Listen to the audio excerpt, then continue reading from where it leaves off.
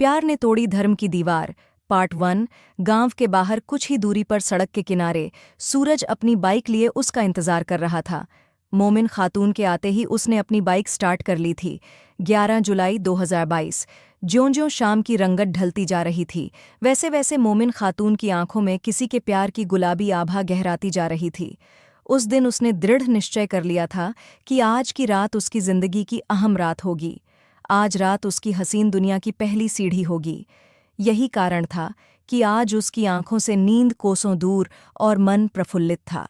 मोमिन खातून की अम्मी रज़िया खातून बच्चों को खाना खिलाने के बाद घर के कामकाज निबटाकर अपने कमरे में चली गई थी। उसके बाद मोमिन खातून भी भाई बहनों के साथ बिस्तर पर जा लेटी थी। थोड़ी ही देर बाद घर के सभी सदस्य गहरी नींद में डूब चुके थे, लेकिन मोमिन खातून की आंखों में नींद की खुमारी नहीं, बल्कि न जाने कितने जाने अनजाने सपनों के रंग मचल रहे थे। सबके सो जाने के बाद मोमिन खातून आहिस्ता से उठी। उसने चारों ओर नजर डाली। सबको सोया देख उसके होंठों पर मुस्कान उभरी। वह दबे पांव अलमारी की ओर बढ़ी। फिर उसने अलमारी में रखा पैकेट बाहर निकाला और बेड के नीचे रखे बैग में सरका दिया। बैग में उसने पहले ही अपने कुछ कपड़े डाल रखे थे। बैग को तैयार कर उसने बेड पर सोए अपने भाई बहनों पर एक सरसरी निगाह डाली। फिर उसने दीवार पर टंगी घड़ी से टाइम का जायजा लिया। रात के 12 बजने वाले थे। उसके मोबाइल पर काफ़ी समय से सूरज की मिस कॉल आ रही थी, लेकिन उस वक्त उसने अपना मोबाइल साइलेंट मोड में कर रखा था, ताकि उसकी घंटी सुनकर उसके परिवार वाले जाग न जाएं। फिर बड़ी फुर्ती से हाथ में एक नया लाल सूट थामे वह बाथरूम की ओर बढ़ गई। लाल सूट के ऊपर उसने काला बुर्का डाल लिया था, ताकि रास्ते में गांव का कोई भी इंसान उसे पहचान न पाए। बाथरूम में थोड़ा फ्रेश होने के बाद वह सामने लगे आईने के सामने अपने चेहरे को निहारने लगी थी। उस वक्त उसके चेहरे पर दो रंग उभरे हुए थे। एक तरफ उदासी और दूसरी तरफ खुशी की लालिमा उभर रही थी। वहीं उसकी हिम्मत भी साथ छोड़ रही थी। उसके शरीर का तापमान ऐसे बढ़ गया था जैसे उसे काफ़ी तेज बुखार चढ़ाया हो। कारण था, जो राह उसने आज पकड़ी थी वह जातिम जहब की सीमा लांघ कर जाती थी। उसे यह भी डर सता रहा था कि अचानक उसके परिवार वाले उठ गए तो उसका बुरा हाल हो जाएगा। तभी उसके मोबाइल पर फिर से सूरज की मिस कॉल आ गई। सूरज की मिस कॉल आते ही उसने फुर्ती से अपना बैग कंधे पर लटकाया और दबे पांव घर के बाहर आ गई। उसने दरवाज़ा बाहर से ही बंद कर दिया था। घर से निकलने के बाद उसने चारों ओर निगाहें दौड़ाईं। चारों तरफ सन्नाटा पसरा था। घर को आखिरी बार अलविदा कहते हुए वह अपनी मंजिल की ओर रवाना हो गई। गांव के बाहर कुछ ही दूरी पर सड़क के किनारे सूरज अपनी बाइक लिए उसका इंतजार कर रहा था। मोमिन खातून के आते ही उसने अपनी बाइक स्टार्ट कर ली थी। मोमिन ने उसके बैठते ही बाइक आगे बढ़ा दी। मोमिन हो गई घर से फरार। पलक झपकते ही उसकी बाइक हवा से बातें करने लगी थी। मोमिन खातून को साथ लेकर सूरज कोई 5 मिनट में ही अपने गांव पहुंच गया। मोमिन खातून और सूरज के गांव आसपास ही थे। दोनों के गांव में मुश्किल से 2 किलोमीटर की ही दूरी थी। सूरज के घर आते ही उसने अपने शरीर का वजन कुछ हल्का किया। उसने अपना बुर्का उतार कर एक तरफ रख दिया। मोमिन खातून ने सूरज के घर जाते ही उसके मम्मी पापा के पैर छूकर आशीर्वाद लिया। हालांकि सूरज के मम्मी पापा मोमिन के इस कदम से नाखुश थे, लेकिन अपनी औलाद की खुशी के लिए उन्हें यह जहर का प्याला पीने पर मजबूर होना पड़ा था। उन्हें मालूम था कि मोमिन खातून मुस्लिम समुदाय से ताल्लुक़ रखती है।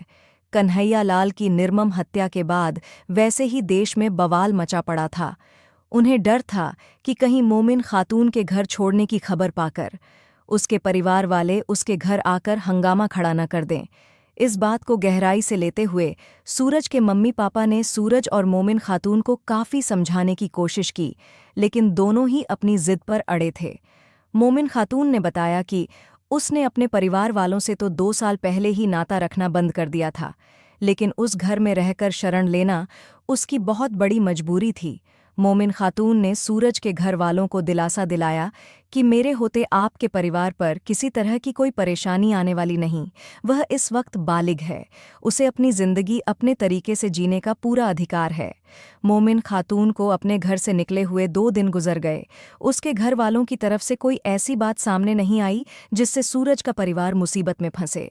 सूरज के घर वालों ने चुपके चुपके से उसके परिवार वालों का जायजा लिया, लेकिन उसके परिवार वाले मोमिन खातून के जाने से एकदम सामान्य थे।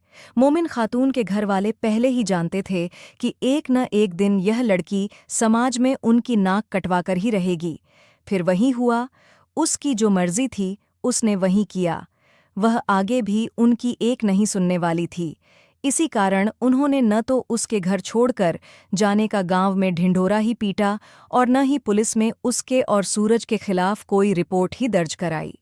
मोमिन खातून के सूरज के घर आने के बाद से ही गांव में तरह तरह की चर्चाएं शुरू हो गई थीं। गांव वालों ने सूरज के पापा जोखू सिंह को कई बार समझाने की कोशिश की। उन्होंने कहा कि देश में पहले ही कन्हैयालाल की घटना से सांप्रदायिकता का माहौल पैदा हो गया है। फिर यह तो गांव के पास का ही मामला है, कहीं ऐसा न हो कि तुम्हारे बेटे के कारण गांव में किसी तरह का फसाद हो जाए। लेकिन वह भी सूरज की जिद के आगे हार मान बैठे थे। सूरज के पिता ने हालात से संघर्ष करने के लिए गांव के कुछ बुजुर्गों को बैठाकर इस मसले पर बात की, तो गांव के कुछ लोग इस मामले में उनका साथ देने के लिए आगे आए। फिर योजना बनी कि जो होगा देखा जाएगा। मोमिन खातून और सूरज की शादी का निर्णय लेते ही शादी का दिन भी रख लिया गया था। 13 जुलाई 2022 के दिन आजमगढ़ के अतरौलिया स्थित सम्मो माता मंदिर में शादी होनी तय हुई। इस शादी को लेकर सूरज के घर वालों ने पूरी तरह से तैयारियां कर ली थीं। शादी के लिए एक पंडित को भी बुला लिया गया था। सब तैयारियां पूरी होने के बाद घर वालों की तरफ से मोमिन खातून को तैयार होने के लिए कहा गया। शादी की बात सुनते ही मोमिन खातून का दिल बाग बाग हो उठा। खुशी के मारे उसके पांव जमीन पर नहीं टिक पा रहे थे। नहा धोकर मोमिन खातून ने एक लाल साड़ी पहनी। गीले बाल सुखाने के बाद वह आईने के सामने खड़ी हुई और फिर हिंदू रीति रिवाज के अनुसार उसने भरपूर श्रृंगार किया। मोमिन ने माथे पर दमकती बिंदियां, गुलाबी अधरों पर मनमोहक लिपस्टिक, नाजुक कलाइयों में लाल लाल चूड़ियां पहनी। फिर 16 श्रृंगार करने के बाद वह सूरज के साथ ही सम्मो माता मंदिर में जा पहुंची। मंदिर पहुंचते ही हिंदू रीति रिवाज से पंडित के मंत्रोच्चार के बीच दोनों परिणय सूत्र में बंध गए। ढादी धर्म की दीवार वीडियो अच्छा लगे तो सब्सक्राइब करना ना भूले। धन्यवाद।